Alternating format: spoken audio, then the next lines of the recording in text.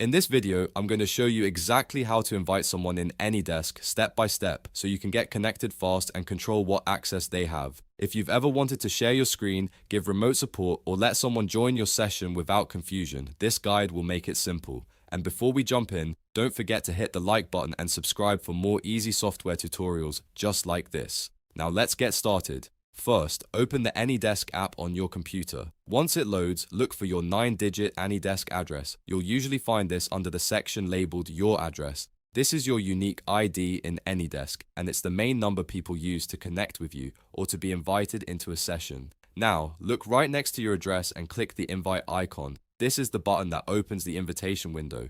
When you click it, a pop-up will appear where you can send an invite to another person. In the pop-up window, type in the AnyDesk ID or alias of the person you want to invite. Make sure you enter it carefully because this is how AnyDesk knows exactly who to send the request to. If the ID is correct, the invitation will go to the right user right away. Next, you'll see a permission profile drop-down menu.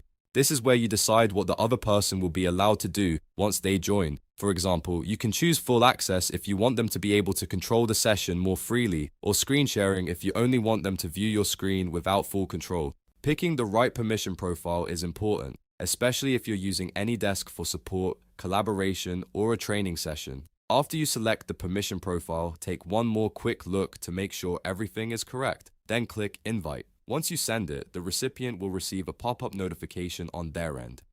Keep in mind that they only have 2 minutes to accept the request, so let them know in advance if needed. If they accept in time, the session will begin based on the permissions you selected.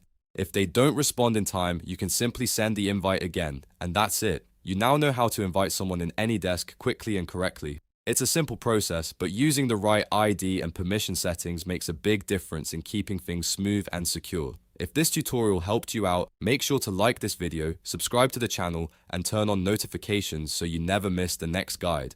Thanks for watching, and I'll see you in the next one.